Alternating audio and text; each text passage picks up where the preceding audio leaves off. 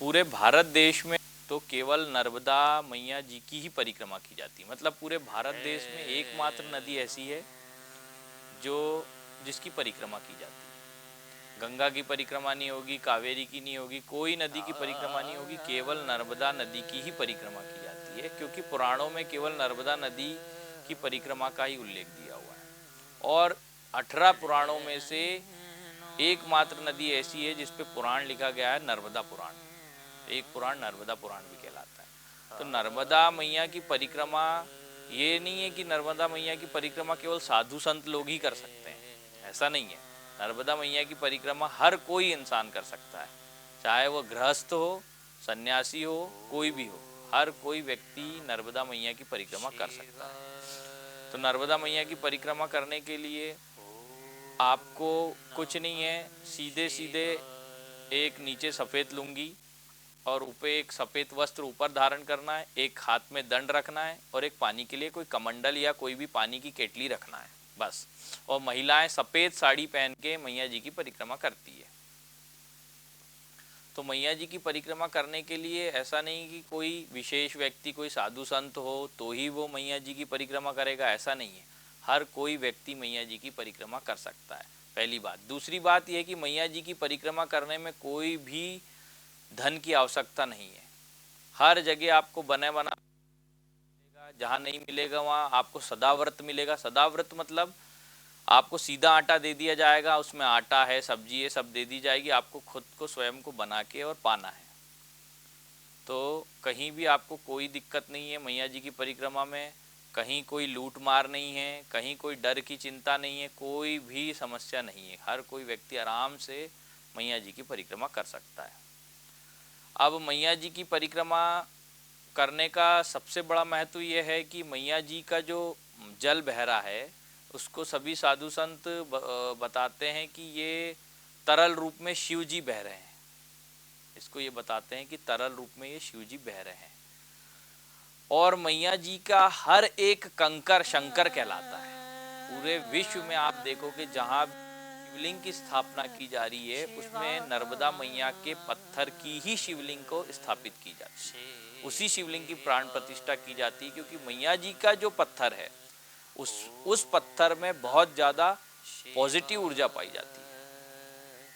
इसीलिए उस मैया जी के ही पत्थर को, शिवलिंग को स्थापित किया जाता है। पूरे भारत में आप कहीं भी चले जाओ, हल्का सा लालपन वाला पत्थर ज़्यादा निकलता है, जो आपको खरगोन जिले के बकावा में निकलता हुआ मिलता है। पहले वहाँ कुंड था, अब वो कुंड डैम बनने के कारण कुंड बंद हो गया है, नहीं तो पहले वो कुंड में घूम घूम के ऑटोमेटिक शिवलिंग के आकार में वो पत्थर बन जाता था। लेकिन अब सादे पत्थर को निकाल के फिर मशीन के द्वारा गोल किया जा रहा है।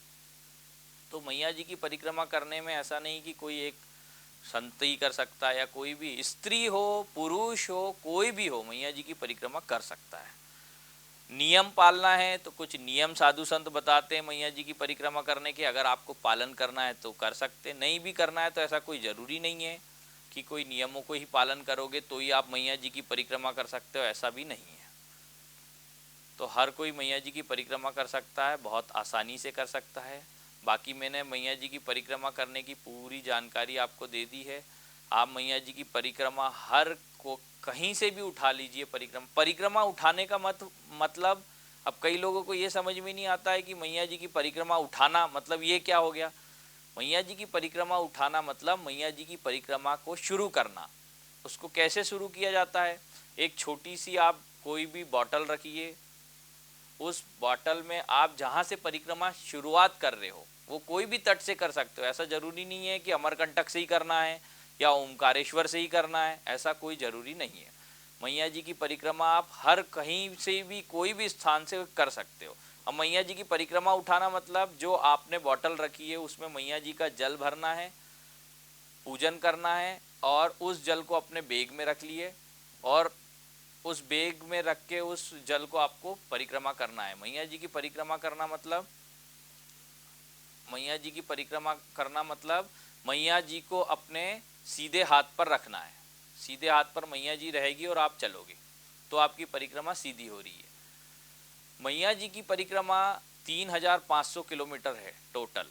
तो मैया जी की परिक्रमा किसी को भी करना है तो टोटल दूरी 3500 किलोमीटर है, जो जंगल से भी जाना है आपको चलने में, पहाड़ों से भी चलना है, खेतों की मेड़ों से भी चलना है। अब आप देखते हैं कि मैया जी की परिक्रमा करना है तो आप कहीं से भी जल उठाइए और चलना प्रारंभ कर दीजिए। अगर आप प्रतिदिन 30 से 35 किलोमीटर चलते हैं तो लगभग 3 महीने में मैया जी की परिक्रमा संपूर्ण हो जाती है। अब आप कुछ नियम धर्म अपनाते हो तो अपने हिसाब से नियम धर्म का पालन कर सकते हो, या साधु संत बताते ही हैं आपको परिक्रमा के दौरान। कुछ लोग मैया जी में स्नान करते हैं, कुछ लोग मैया जी में स्नान करने से मना करते हैं। बहुत सारे साधु संत सब आपको अलग अलग नियम धर्म बताते रहेंगे, लेकिन आप एक ही नियम का पालन करें, भाव। अपने भाव से मैया जी की परिक्रमा करें। नियम सब इंसानों के द्वारा बनाए गए हैं, परमात्मा कोई नियम नहीं बनाता, प्रकृति का कोई नियम नहीं होता है। तो मैया जी की परिक्रमा करना है तो अपने भाव से मैया जी की परिक्रमा करिए।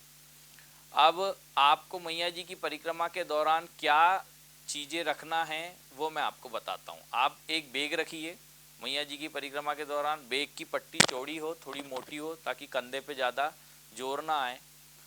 ज़्यादा कुछ भी बैग में वजन लेके नहीं चलना है, क्योंकि पूरे बैग का वजन आपको ही ढोना है। तो एक लुंगी आपने सफ़ेद वाली नीचे बांध ली और एक अपन ने बैग में रख ली। एक सफ़ेद बंडी या सफ़ेद शर्ट या जो भी है वो आपने एक पहन लिया और एक बैग में रख लिया।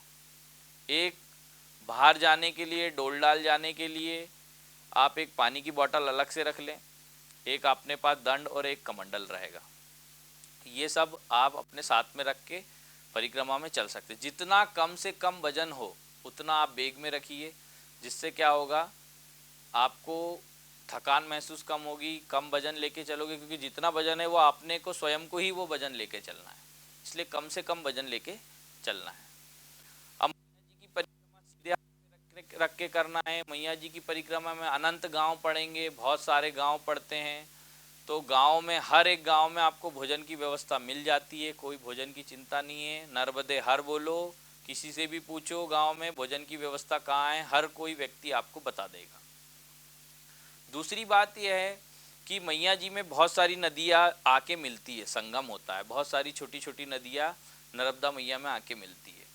तो उस नदियों का कुछ साधु संत नियम बताते हैं कि एक अगरबत्ती लगाओ और फिर उस नदी को क्रॉस करो जो मैया जी में आके मिल रही है। मैया जी को बीच में से कहीं भी क्रॉस नहीं करना है। मैया जी को अगर बीच में से आप पार कर लेते तो आपकी परिक्रमा खंडित हो जाएगी। मैया जी को कहीं भी बीच में से क्रॉस नहीं होना है। मैया जी 2 बार क्रॉस होती है जहाँ मैया जी नहीं होती है। एक तो समुद्र में से क्रॉस करना होता है, विमलेश्वर से मीठी तलाई की तरफ जब जाते हैं, और एक माई की बगिया अमरकंटक से मैया जी को क्रॉस करना होता है। तो बीच में से कहीं भी मैया जी को क्रॉस नहीं करना है, जिससे आपकी परिक्रमा खंडित ना हो जाए। तो हर एक आश्रम में आपको भोजन की व्यवस्था है, हर एक आश्रम में आपको रुकने की व्यवस्था है। ठंड के समय में देव उठनी 11 से मैया जी की परिक्रमा चालू हो जाती है। उस समय ठंड का मौसम होता है, तो एक कम्बल आपको रखना है पतला सा। अब आप भारी कम्बल नहीं रख सकते। कुछ महाराष्ट्र के लोग आते हैं, बहुत सारे, सबसे ज़्यादा मैया जी की परिक्रमा में महाराष्ट्र के लोग होते हैं। उनमें से कुछ स्लीपिंग बैग वगैरह लेके चलते हैं, उसका भी काफ़ी वजन आ जाता है। और मैया जी की परिक्रमा में कुछ गांव खेड़े के लोग भी बहुत सारे आते हैं, तो वो ठंड के लिए एक पतला सा कम्बल रखते हैं और उस कम्बल के ऊपर एक पन्नी को ओढ़ लेते हैं, जिससे अंदर ठंड नहीं लगती। क्योंकि रुकने के लिए आपको जंगल पहाड़ में कहीं भी ऊपर छोटा सा टीन सेट है, आजू बाजू दीवारें नहीं है, ऐसी भी जगह पर रुकना पड़ता है। तो मैया जी की परिक्रमा कर रहे हो तो अपने जो वीआईपी चीज़ें हैं वो सब आपको छोड़ना पड़ेगा, क्योंकि आपको कहीं भी रुकना है, कैसा भी भोजन मिल रहा है आपको पाना है। इसलिए आप एकदम घर परिवार और सबकी चिंता छोड़ के मैया जी की परिक्रमा करेंगे। तो मैया जी की परिक्रमा करने में आपको जंगल से भी चलना है, नदियों को भी क्रॉस करना है, खेतों की मेड़ों से भी चढ़ना है, पपीते के खेतों के बीच से, केले के खेतों के बीच से, कपास की खेती के बीच में से, गेहूं की खेतियों के बीच से भी चलना है, नदी के मैया जी के किनारे किनारे भी चलना है, मैया जी से 10 किलोमीटर दूरी तक भी चलना है, मैया जी से एकदम चिपक के भी चलना है, सब प्रकार से चलना है। मैया जी की परिक्रमा में कोई भी कष्ट नहीं है, बस चलने का कष्ट है। एक दो दवाइयाँ गोलियाँ जो है अपनी अपने साथ में रखें, क्योंकि छोटे छोटे गांव में मेडिकल नहीं मिलते हैं तो दवाइयों की व्यवस्था नहीं हो पाती है। तो जो आपको दवाइयाँ लगती है, बुखार आ रहा है, दस्त, उल्टी दस्त, ये सब दवाइयाँ, या कोई बीपी का मरीज हो, शुगर का हो, तो वो अपनी दवाइयाँ स्वयं साथ में लेकर चले, क्योंकि छोटे छोटे गांव में मेडिकल नहीं मिलते हैं तो फिर दिक्कत होती है।